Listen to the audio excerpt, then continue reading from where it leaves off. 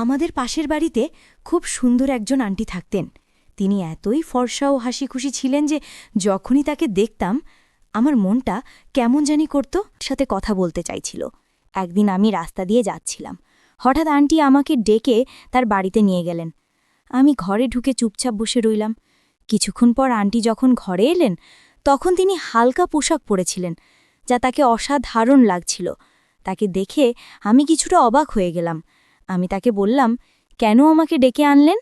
তিনি কিছু না বলেই আমার পাশে বসলেন। তারপর কিছু না বলেই তার পরিহিতা সব কিছু খুলে আমাকে দিতে লাগলেন। বললেন, তোকে আমি মন থেকে চাই, বাট বলতে পারি না। আমার প্রচুর তৃষ্ণা, কিন্তু তৃষ্ণা মেটানোর কোথাও অপশান খুঁজে পাই না। তাই তোকে আজকে বাড়িতে নিয়ে এসেছি। তুই আজ গাছে উঠবি, ডাব পাড়াবি, ডাবের রস খাবি, এরপর তুই নদীতে নামবি, নদীতে নেমে গোসল করবি। জলদি জলদি নে, নদীতে বান চলে আসতেছে, তাড়াতাড়ি গোসল দা, নাহলে ভিজে যাব। বন্ধুরা, আজকের গল্পটি অনেকটাই স্পেশাল, তাই সবাই রেডি হয়ে যাও। দয়া করে গল্পগুলো ভালো লাগলে ভিডিওটি লাইক, শেয়ার এবং চ্যানেলটি সাবস্ক্রাইব করো। বন্ধুরা প্লিজ। আমার নাম শিয়াম, বয়স ২০ বছর, সাধারণ এক যুবক। তবে সাধারণ হলেও আমাদের পাড়ার প্রায় সব মহিলাই যেন আমাকে অন্য চোখে দেখতেন। প্রায় সবাই ছোটখাটো কাজে ডাকার জন্য আমায় খুঁজতেন। আমি যতবারই বাড়ি থেকে বেরোতাম, কোথাও না কোথাও থেকে একটি ডাক আসত, শিয়াম, একটু এদিকে আসো, আমাদের একটু সাহায্য দরকার। আমি এসব কাজে অভ্যস্ত হয়ে গিয়েছিলাম, যেন এক ধরনের আনন্দ খুঁজে পেতাম। আমাদের পাড়ায় এক আন্টি ছিলেন, যার নাম জানার কখনো চেষ্টা করিনি, শুধু আন্টি বলেই ডাকতাম। তার স্বামী বেশিরভাগ সময় দেশের বাইরে থাকতেন, আর আন্টি একাই থাকত।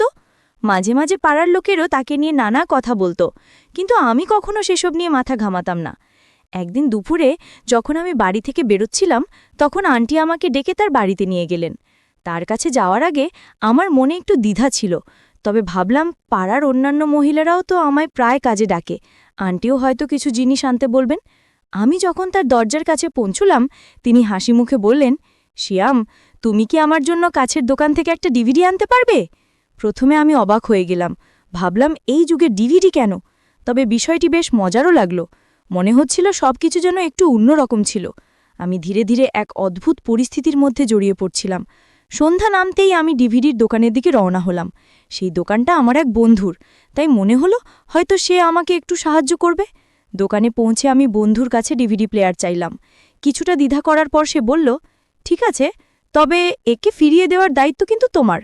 আমি তার শর্ত মেনে নিলাম, কারণ আমি চাইনি আন্টিকে হতাশ করতে। ডিভিডি প্লেয়ার নিয়ে যখন আন্টির বাড়িতে পৌঁছলাম, তিনি আমাকে দেখে মৃদু হেসে ধন্যবাদ জানালেন। আন্টির চোখে একটি অদ্ভুত ভাব ছিল, যেন তার কথার পেছনে আরও কিছু লুকিয়ে আছে। আমি যখন ডিভিডি প্লেয়ারটি দরজার কাছে দেওয়ার চেষ্টা করলাম, তিনি বললেন, ভেতরে এসে এটি আমাদের এলসিডির সঙ্গে সেট করে দাও, কারণ আমি এই ব্যাপারটা বুঝি না। আমি এসব কাজে দক্ষ ছিলাম, তাই ভেতরে ঢুকে ডিভিডি প্লেয়ারটি ঠিক করে দেওয়ার সিদ্ধান্ত নিলাম। আন্টির ঘরের পরিবেশ আর তার আচরণ আমাকে এক ধরনের আকর্ষণে জড়িয়ে ফেলেছিল। যখন আমি তার বাড়িতে ঢুকে ডিভিডি প্লেয়ারটি সেট করছিলাম, প্রতিটি মুহূর্তে তার প্রতিক্রিয়া আমার মধ্যে এক অন্যরকম অনুভূতি তৈরি করছিল। আন্টি আমার আর তার জন্য চা নিয়ে আসলেন। চা খেতে খেতেই আমি যখন সিনেমার দিকে তাকালাম, দেখলাম একটা মেয়ে নাচছে। তার নাচ আর সৌন্দর্য আমাকে অবাক করে দিল, যেন সে অন্য কোনো জগতের মেয়ে। চা কখন শেষ হয়ে গেল তা আমি টেরই পেলাম না। এরই মাঝে হঠাৎ দেখলাম আন্টির ১৮ বছর বয়সী সুন্দর ফুটফুটে মায়ামি কন্যা টিউশন থেকে বাসায় ফিরল। তাকে দেখে আমার মনের মাঝে এক অদ্ভুত অনুভূতি হল। আমি অবাক হয়ে গেলাম, কারণ এর আগে আমি কখনো আন্টির মেয়ের কথা শুনিনি বা জানিও না। যখন প্রথমবার তাকে দেখলাম, তার সৌন্দর্য আমাকে মুগ্ধ করে দিল। আমি একটু অজুহাত দেখিয়ে বললাম, আচ্ছা আন্টি, এখন আমি বাড়ি যাই। আন্টি হেসে বললেন, আরে এত তাড়াহুড়ো কেন? চা তো খেলে, এবার একটু বসো। আমি কোনো উত্তর না দিয়ে উঠে বাড়ির দিকে রওনা হলাম। কিন্তু বাড়ি ফিরেও আমার মন পুরোপুরি সেই মেয়েটির ভাবনায় ডুবে গেল। আন্টির মেয়ের চেহারাটা যেন বারবার আমার সামনে ভেসে উঠছিল। আমি ভাবতে লাগলাম, আন্টির মেয়ে এত সুন্দর, তাহলে আগে কখনো তাকে দেখিনি কেন? বাড়ি ফিরে পড়াশোনায় মন দেওয়ার চেষ্টা করছিলাম, কিন্তু বারবার সেই মেয়েটির হাসিমাখা মুখ আর তার সরলতা আমার চিন্তায় ভেসে উঠছিল। আমি বুঝতে পারছিলাম আন্টির বাড়িতে যাওয়া মানে শুধু তার সঙ্গে দেখা করা নয়, তার মেয়েরও একটা আকর্ষণ ছিল। পরের দিন যখন আমি বাইরে যাচ্ছিলাম, হঠাৎ আন্টির কথা মনে পড়ল। আমি জানতাম না কবে আবার তার সঙ্গে বা তার মেয়ের সঙ্গে দেখা হবে, কিন্তু এক জিনিস নিশ্চিত ছিল, এবার আমি আরও বেশি উৎসাহী হয়ে পড়েছিলাম তার বাড়িতে যাওয়ার জন্য। এটা শুধু তার কাজ করার কথা নয়, বরং একটা অদৃশ্য টান ছিল যা আমাকে তার দিকে নিয়ে যাচ্ছিল। তখনই মনে পড়ল ডিভিডি প্লেয়ারটি ফেরত নিয়ে আসা উচিত। সেটাই অজুহাত করে আবার আন্টি বাড়িতে গেলাম। আন্টি আমাকে দরজার কাছেই ডিভিডি প্লেয়ারটি দিয়ে দিলেন এবং ভেতরে আসতে বললেন না। আমি কিছুটা হতাশ হয়ে গেলাম, কারণ আবার কখনো হয়তো তার বাড়িতে ঢোকার সুযোগ পাব এবং সেই সুন্দরী মেয়েটিকে দেখতে পাব। শেষে কয়েকদিন পরে আবার আন্টি আমাকে ডাকলেন, বাবা, আমাদের মেশিনটা ঠিকভাবে কাজ করছে না, একটু দেখে দাও তো। আমি তৎক্ষণাৎ তার বাড়িতে গেলাম। মেশিনটি পরীক্ষা করে দেখলাম ভেতরে একটি কাপড় আটকে আছে। কাপড়টি বের করে মেশিনটি চালু করলাম এবং সেটি আবার কাজ করতে শুরু করল। এটা দেখে আন্টি খুশি হয়ে বললেন, ধন্যবাদ, তুমি ঠিক করে দিলে। ঠিক হয়েছে, এবার কাপড় ধোয়ার কাজটা করতে হবে। কিছুক্ষণ পর তিনি চা আর বিস্কুট নিয়ে এলেন। আমি ভাবতে শুরু করলাম, আন্টির মেয়েও তো এই বাড়িতেই থাকে, কিন্তু তাকে এখনও দেখিনি। মনে মনে আগ্রহ বাড়ছিল তাকে একবার দেখার জন্য। আমি তাকে বেশ কয়েকদিন আগে দেখেছিলাম, কিন্তু কখনো সামনাসামনি দেখা হয়নি। ভাবছিলাম, যখন আন্টি এত সুন্দর, তার মেয়ে তো আরও সুন্দর হবে। তখনই আন্টি বলেন, তুমি একটু বসো, আমার মেয়েটা এই আসবে, তোমার সঙ্গে আলাপ করিয়ে দেব। ঠিক সেই সময় তার মেয়ে ঘর থেকে বেরিয়ে এলো। সম্ভবত সে জানত না যে আমি এখানে আছি, তাই কোনো ওড়না ছাড়াই বেরিয়ে এলো। তাকে দেখে আমার চোখ বড় হয়ে গেল, যেন এক পরী আমার সামনে দাঁড়িয়ে আছে। তার ভেজা চুল দেখে মনে হলো সে এক্ষুনি স্নান করে এসেছে। সে একটি গোলাপি রঙের পোশাক পরেছিল, যা তাকে একেবারে অপসরার মতো লাগছিল। আমি তাড়াতাড়ি উঠে দাঁড়ালাম।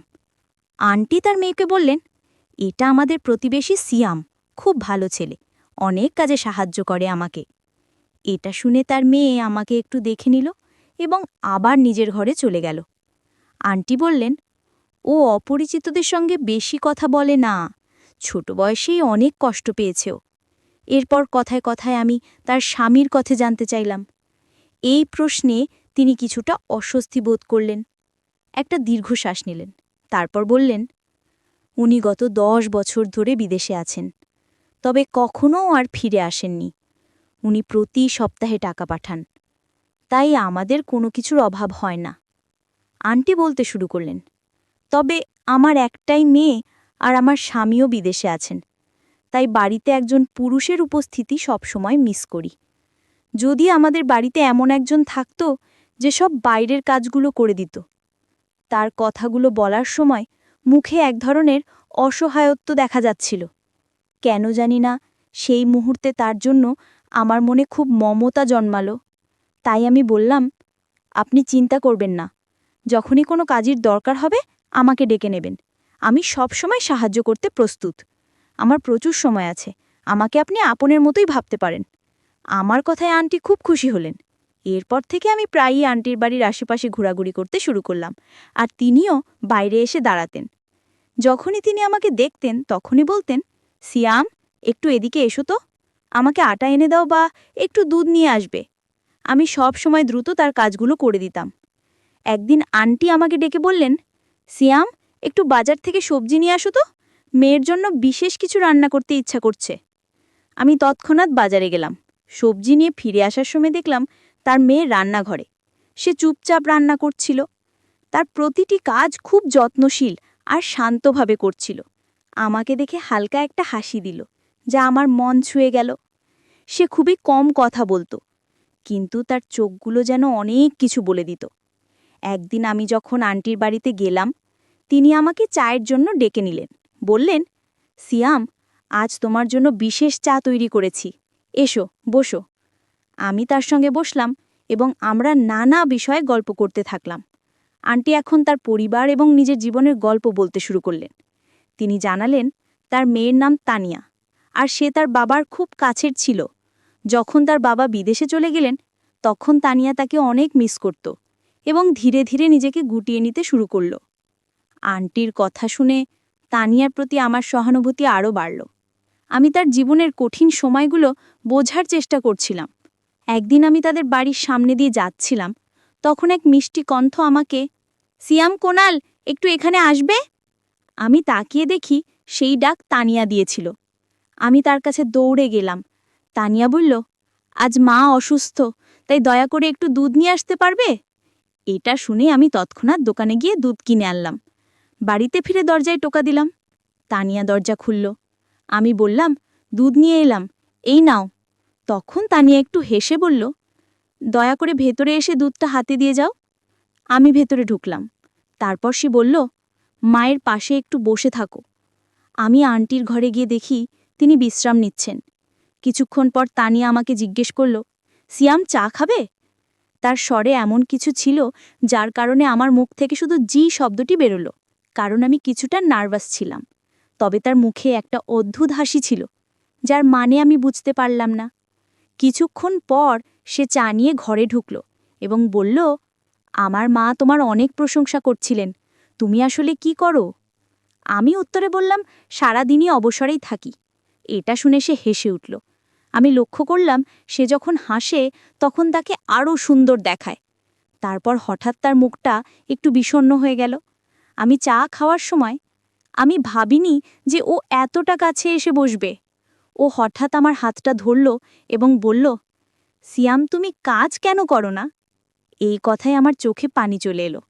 আমি বললাম, আমার বাবা মা মারা গেছেন, আমি দিনে দুবেলা খাবার পাই, তাই আয় করে আর কি করব?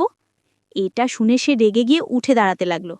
আমি বুঝলাম এটাই সুযোগ, তাই তার হাত ধরে তাকে থামালাম। সে তখন বলল, সিয়াম তুমি বিদেশে চলে যাও, সেখানে গিয়ে অনেক টাকা উপার্জন করো, তারপর নিজের ঘর বানাও এবং বিয়ে করো। পাড়ার লোক আর কতদিন তোমাকে সাহায্য করবে? এই সব কথা বলে সে আলমারির কাছে গেল এবং সেখান থেকে কিছু গয়না বের করে আমার হাতে দিল। ও বলল, এগুলো আমার বিয়ের গয়না, এগুলো এখন আর আমার কোনো কাজে আসবে না, তুমি এগুলো ধার হিসেবে নাও, বিদেশ থেকে ফিরে এসেই ফেরত দিও। কথাগুলো বলে সে চোখ বন্ধ করল। তার মুখে এক ধরনের অদ্ভুত শান্তি ছিল। আমি তখনই সিদ্ধান্ত নিলাম, এবার আর তাকে না করব না। আমি সেই গয়নাগুলো নিলাম এবং বললাম, তোমার এই উপকার আমি কোনোদিন ভুলব না। এটা শুনে সে বলল, এটা উপকার নয়, ভালোবাসা। ভালোবাসার প্রতিদান কেউ দিতে পারে না। তুমি আমার মায়ের জন্য অনেক কিছু করো, তাই মা কিছুটা তোমার জন্য করার জন্য গোপনে আমাকে সব বলে দিয়েছে। বন্ধুরা, আজকের গল্পটি এই পর্যন্ত। গল্পটি তোমাদের কেমন লাগলো অবশ্যই কমেন্ট করে জানাবে।